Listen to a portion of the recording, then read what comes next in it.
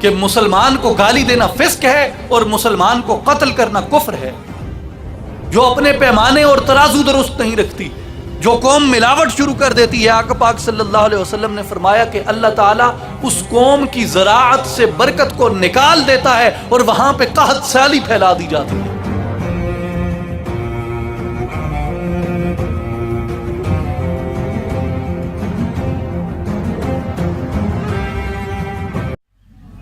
نحمدہ ونصلی علی رسولہ الکریم، اما بعد فاعوذ باللہ من الشیطان الرجیم، بسم اللہ الرحمن الرحیم، وانیبوا الی ربکم واسلموا لہ من قبل ان یأتیکم العذاب ثم لا تنصرون۔ صدق اللہ العظیم وصدق رسولہ النبی الکریم۔ ان اللہ وملائکتہ یصلون علی النبی یا ایہا الذین آمنوا صلوا علیہ وسلموا تسلیما۔ الصلاۃ والسلام علیک یا سیدی یا رسول اللہ وعلی آلک واصحابک یا حبیب اللہ یا محبوب اللہ یا محمد الرسول اللہ صلی اللہ علیہ وسلم۔ واجب الاحترام بھائیوں اور بزرگوں اور ساتھیوں، السلام علیکم ورحمۃ اللہ وبرکاتہ۔ سلطان العارفین حضرت سخی سلطان باہو رحمۃ اللہ علیہ کے آستانہ عالیہ سے چلائی گئی اس تحریک اصلاحی جماعت و عالمی تنظیم العارفین کے کارکنان اور مبلغین کی دعوت پہ آج کی اس تقریب میں تشریف لانے پہ میں آپ تمام بھائیوں اور بزرگوں کا تہ دل سے مشکور ہوں اور آپ کو خوش آمدید کہتا ہوں۔ اور آپ جانتے ہیں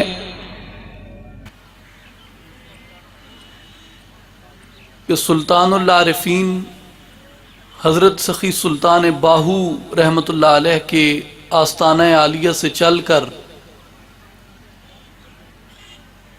یہ تحریک پوری دنیا میں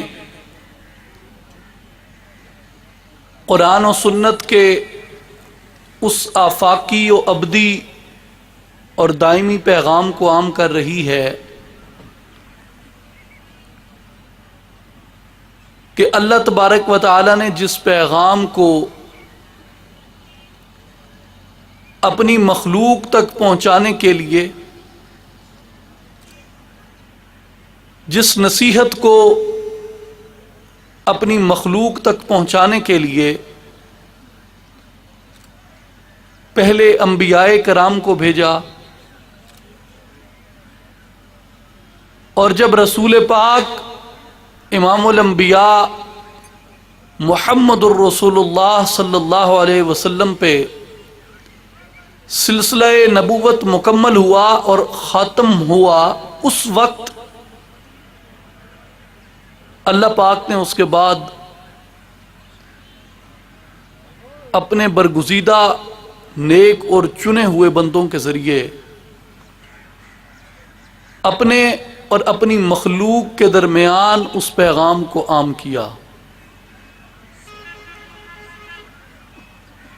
لیکن آقا پاک صلی اللہ علیہ وسلم کی تشریف آوری کے بعد یہ لازم قرار دے دیا گیا کہ ہدایت یافتہ وہی ہوں گے، ہدایت پہ رہنے والے وہی ہوں گے، اللہ کے صحیح راستے پہ وہی لوگ ہوں گے جو امام الانبیاء حضرت محمد الرسول اللہ صلی اللہ علیہ وسلم کی اتباع کریں گے اور حضور کی اطاعت کریں گے۔ ایسے لوگ جو حضور کے راستے کو ترک کر دیں گے، جو حضور کے راستے کو چھوڑ دیں گے، جو قرآن و سنت سے رہنمائی نہیں لیں گے، اگر رہنمائی لیں گے بھی تو اس پہ عمل نہیں کریں گے، اللہ تعالیٰ نے فرمایا کہ ان لوگوں کا شمار میرے ہدایت یافتہ بندوں میں اور میرے انعام یافتہ بندوں میں نہیں ہوگا۔ انعام یافتہ لوگوں میں، ہدایت یافتہ لوگوں میں وہی لوگ شمار ہوں گے جو اللہ اور اس کے رسول صلی اللہ علیہ وسلم کے احکامات کے سامنے اپنا سر جھکا دیں گے، اللہ اور اس کے رسول صلی اللہ علیہ وسلم کے احکامات کو دل و جان سے اپنے اوپر لاگو کریں گے اور اس کی رضا کے اوپر اپنی رضا کو، اس کی چاہت پہ اپنی چاہت کو قربان کر دیں گے۔ اللہ نے فرمایا کہ وہی لوگ فلاح پانے والے ہیں اور وہی لوگ کامیاب ہو جائیں گے۔ اور اسی لیے اللہ تعالیٰ نے فرمایا کہ وَأَنِيبُوا إِلَىٰ رَبِّكُمْ وَأَسْلِمُوا لَهُ، کہ تمہیں چاہیے کہ اپنے رب کی طرف توبہ کرتے ہوئے رجوع کرو اور اس کے اطاعت گزار بندے بن جاؤ، اس کے ایمان والے بندے بن جاؤ، اس کے دین کے اوپر کامل طریقے سے چلنے والے بندے بن جاؤ۔ اگر اطاعت الہی سے روگردانی کرو گے اور اپنے گناہوں سے توبہ کرتے ہوئے اللہ کی ذات کی طرف رجوع نہیں کرو گے تو فرمایا کہ این یأتیکم العذاب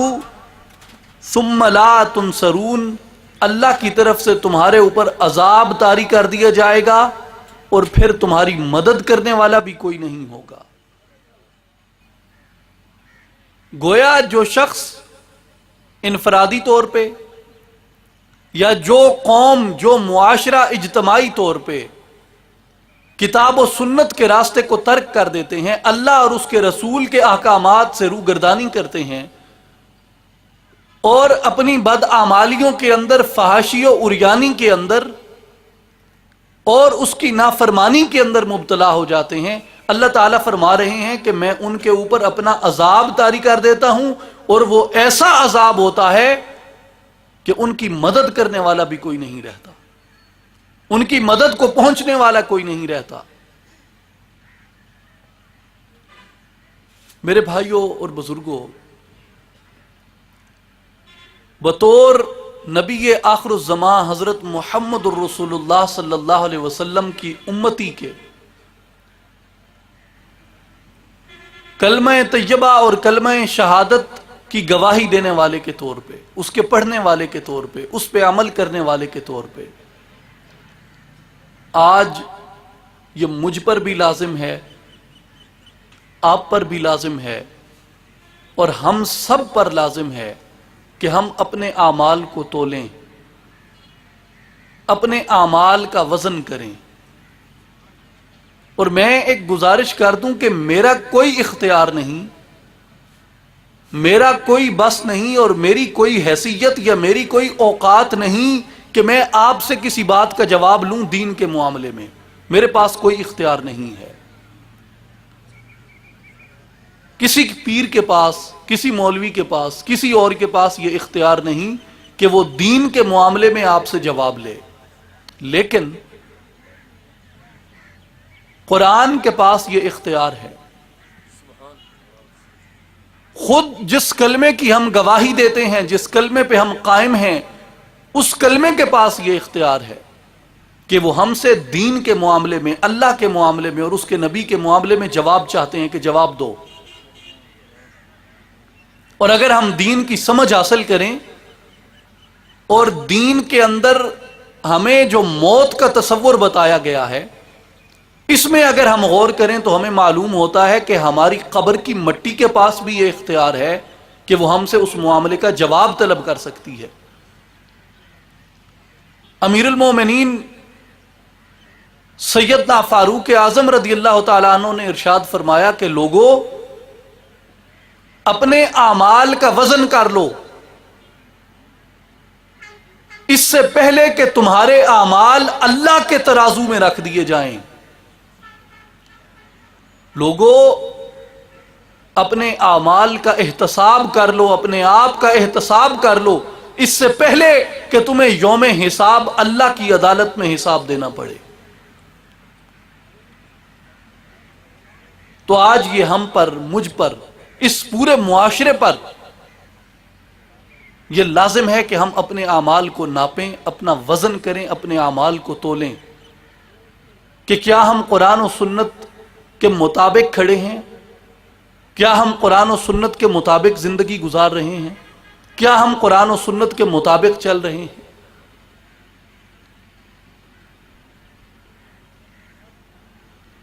لیکن جب ہم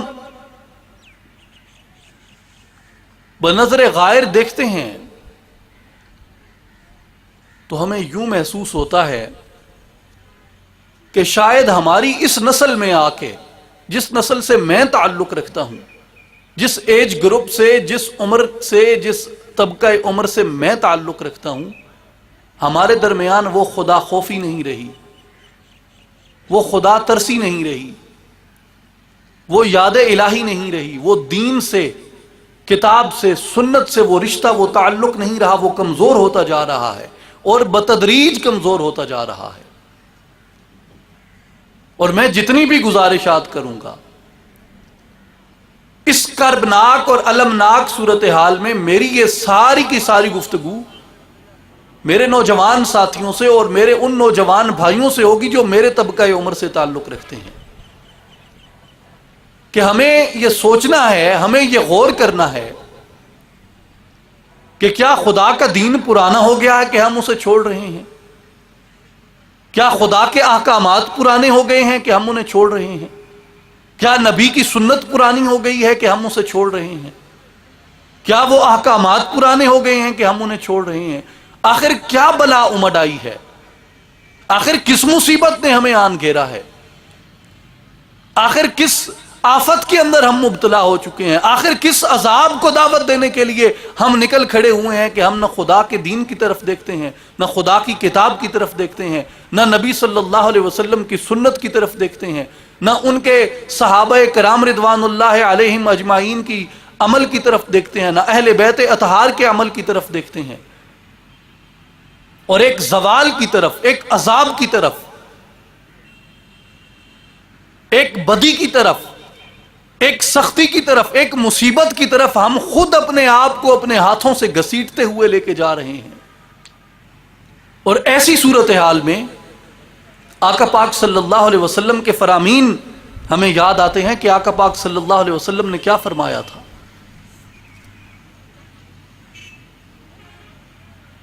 امام الانبیاء محمد الرسول اللہ صلی اللہ علیہ وسلم، آپ نے فرمایا کہ مجھے اس بات کا خوف نہیں ہے اپنی امت کے اوپر کہ میری امت دیگر امتوں کی طرح شرک میں مبتلا ہو جائے گی۔ آپ نے فرمایا یہ ایسا شرک نہیں کرے گی کہ یہ سورج کی پرستش کرنے لگیں، یا چاند یا ستاروں کی پرستش کرنے لگیں، یا آگ یا بتوں کی پرستش کرنے لگیں۔ آقا پاک نے فرمایا کہ مجھے اپنی امت سے اس شرک کا کوئی خدشہ نہیں ہے۔ یا رسول اللہ، پھر یہ کیا کرنے لگے گی یہ قوم؟ تو مختلف مقامات پہ آقا پاک صلی اللہ علیہ وسلم نے مختلف احکامات فرمائے۔ ایک مقام پہ آپ نے یہ بھی فرمایا کہ مجھے اپنی امت سے یہ خوف ہے کہ یہ شرک خفی میں مبتلا ہو جائے گی۔ یا رسول اللہ، شرک خفی کیا ہے؟ آقا پاک صلی اللہ علیہ وسلم نے فرمایا کہ اپنی خفیہ شہوتوں کی پیروی کرنا، ریاکاری کرنا، یہ تمہارے درمیان شرک خفی ہوگا،